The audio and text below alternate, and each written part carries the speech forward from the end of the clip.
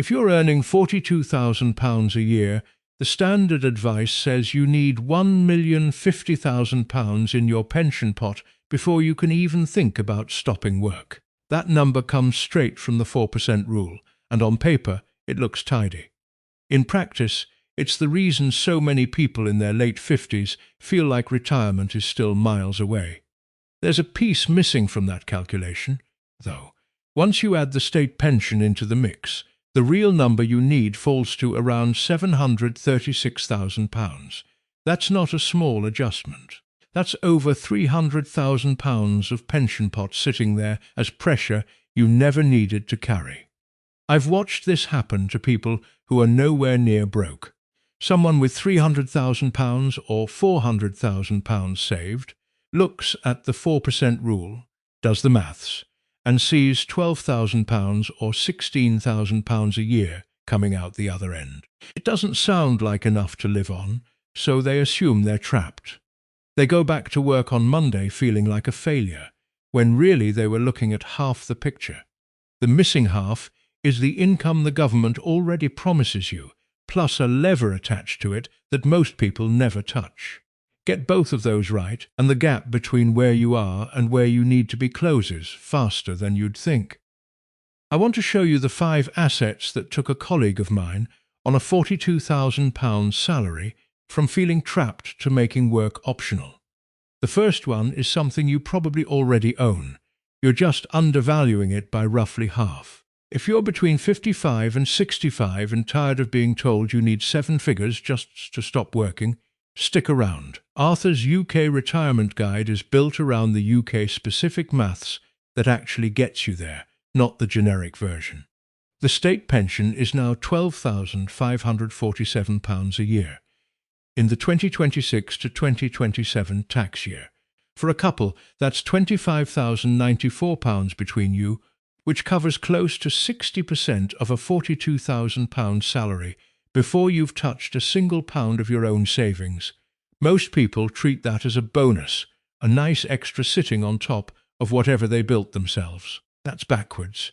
The state pension is the floor everything else stands on, and treating it as an afterthought is exactly what makes that £1,050,000 number feel so far out of reach.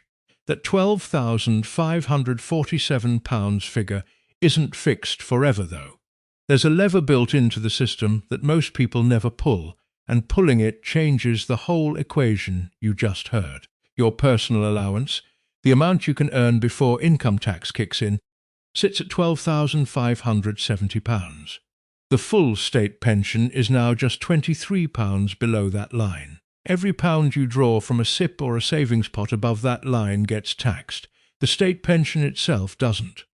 It's inflation-linked, it arrives every year for the rest of your life, and it sits almost entirely inside your tax-free space. This is the part that changes the maths. If your target income is £42,000, and the state pension already covers £12,547 of it, the gap left for your own savings to fill is £29,453. Using the same 4% rule everyone quotes, that gap only needs a pot of about £736,000, not £1,050,000. Ignore that flaw, and you end up saving twice for the same income, once through your own pot, and again through the extra years you keep working because you never gave the state pension credit for what it's already doing. Picture someone assuming their private pot has to cover the full £42,000 on its own. They keep working an extra 2 or 3 years to pad a number that was never actually needed, all because nobody added the government's contribution into the sum first. Then there's the lever itself. Defer your state pension by a single year, and your income rises by 5.8% for life. On £12,547, that's an extra £727 a year, guaranteed by the government, rising with inflation every year after that, same as the rest of the pension. Picture what that extra £727 actually covers. It's close to a year of a typical home broadband and mobile phone bill combined, paid automatically every single year without you lifting a finger. Ask yourself what else in your plan gives you a guaranteed inflation-linked 5.8% return with no market risk attached. There isn't much competing with that. But deferring means waiting, and not everyone wants to wait until 67 for the rest of the picture to click into place. That's where the second asset comes in, the one that does the waiting for you. The second asset doing a lot of the heavy lifting is about as unglamorous as investing gets. A low-cost, broad market index fund that owns thousands of companies across the world at once. Some advice pushes you towards a handful of well-known UK dividend payers instead, the kind of household names people feel safe holding. For someone drawing an income from a SIPP, though, total return usually works out more tax-efficient than chasing dividends, stock by stock. You're not trying to guess which company keeps paying. You own the whole market, and your income comes from growth as well as dividends. You're also not betting your retirement on a handful of companies picking the right decade. When one sector stumbles, the other thousands are still doing their job underneath it. I used to spend hours trying to pick the best UK shares, the big pharmaceutical names, the oil majors, convinced I could beat the market if I just read enough. I was wrong. What I was actually doing was paying an anxiety tax, hours of worry for no better outcome than just owning everything. Now I buy the whole world for about 0.23% a year and stop checking the share price every morning. The maths on it looks like this. A pot of £200,000 sitting in a global tracker, growing at a conservative 5% a year after inflation, produces around £10,000 a year without you selling a single unit. That reliability comes at a cost, though. You trade the thrill of picking a winning stock for something closer to boredom, watching the same fund do roughly the same sensible thing for 10 years running. Most people who've lived through a market crash will tell you boredom is underrated. Picture that £200,000 dropping to £160,000 in the first 3 months of retirement. If the honest answer is panic, you need the next asset more than you think. But even the steadiest global tracker falls when markets fall, and if that happens the year you retire, a portfolio built only on equities can come apart at exactly the wrong moment. That's why the third asset exists, the one that's there to absorb the hit instead of you. Government bonds, or gilts, are the part of the plan that isn't about growth at all. Their job is to sit there and pay you a fixed known return, so you're never forced to sell shares at a bad time, just to cover the electricity bill. The fixed return matters for a simple reason. A gilt is effectively a loan to the UK government. You hand over money now, and in return you get a set interest payment every year, plus your original amount back on a set date. No guessing, no relying on a share price behaving itself. In the autumn of 2022, gilts proved they're not risk-free either. Prices swung hard enough to rattle pension funds across the country. That doesn't mean gilts are dangerous. It means they serve a narrow, specific purpose, covering known, predictable expenses, not chasing growth. That predictability is the entire point, even though it means gilts rarely keep pace with shares over the long run. The trade-off is you give up the growth an index tracker would likely deliver over the same years. That's a fair exchange for money you can't afford to have shrink right when you need it. According to the ONS, a 65-year-old man in the UK can now expect to live another 18.3 years. That's not a scare number, it's a planning number. It means you need a cash and gilt bucket that covers at least 3 years of ordinary spending, so a bad year in the stock market never forces your hand. What do 3 years of your own spending actually look like? Council tax, energy bills, the car insurance renewal that always lands in the worst possible month. That's the number your gilt bucket needs to cover, not some abstract target. With the state pension age now rising to 67, gilts maturing in 2027 and 2028 make a useful bridge for anyone currently 65 and waiting those extra 1 or 2 years for the state pension to start. You know exactly what matures and when, so the gap between stopping work and the state pension arriving never has to touch your growth assets. Gilts won't pay for a new boiler, though, or a leaking roof. For the parts of life that still feel like bricks and mortar, you need an asset that behaves more like property, without asking you to be a landlord. A lot of retirees in this country are house rich and cash poor, sitting on a property worth hundreds of thousands of pounds that doesn't put a single pound of income in the bank each month. Real estate investment trusts, REITs, give you exposure to property, warehouses, offices, shopping centres without you having to own a rental flat yourself. You hold them the same way you'd hold a share inside an ISA, and the rental income gets paid out to you as a dividend. Picture two people facing the same problem. One owns a single rental flat. A new EPC rating requirement means the boiler and windows need replacing. A £5,000 bill lands at the same time a tenant stops paying rent. Their income from that property drops to zero while the repair bill sits there waiting. The other person holds a diversified REIT inside their ISA instead, a large listed property company owning warehouses and offices across the country. They still get their dividend every quarter. No boiler to replace, no tenant to chase, and no capital gains tax bill waiting for them when they eventually sell, because gains inside an ISA are tax-free. The reason REIT income tends to be steadier than a single rental property comes down to numbers. A REIT holds dozens or hundreds of properties and tenants at once. One empty warehouse or one late payer barely moves the dividend. One empty flat, when that flat is your entire rental portfolio, moves your income straight to zero. The maths that makes people uncomfortable looks like this. Selling a £300,000 rental property can trigger a capital gains tax bill of around £40,000.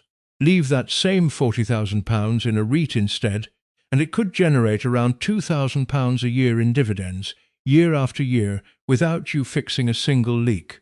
None of that means property is a bad idea in general.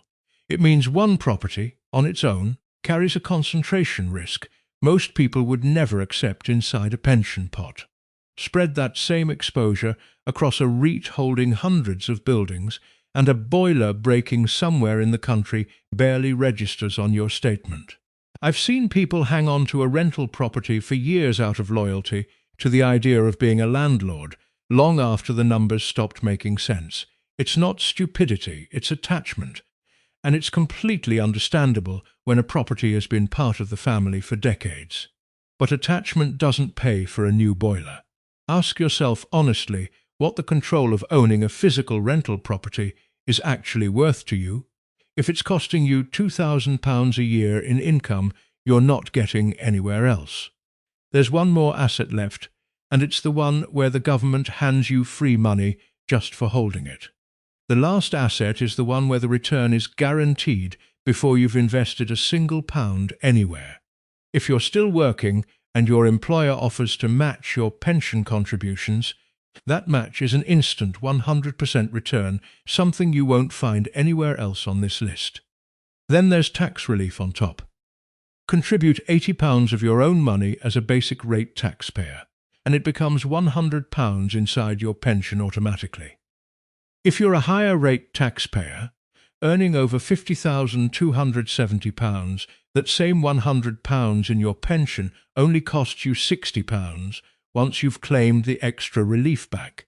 I remember looking at my own payslip the month I doubled my pension contribution, braced for my take-home pay to fall off a cliff. It barely moved.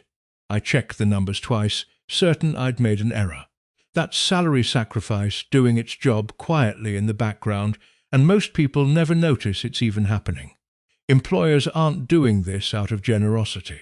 They're required to contribute a minimum percentage under auto-enrollment rules, and plenty pay in more to attract and keep good staff. Treat that contribution as part of your salary, because that's exactly what it is, just paid into a pot you can't touch until later. It's easy to overlook because it never shows up in your take-home pay. But over 20 or 30 years of work, that overlooked slice can end up worth more than every ISA contribution you ever made. If you're still in work, check your workplace pension statement for the exact match percentage before you do anything else.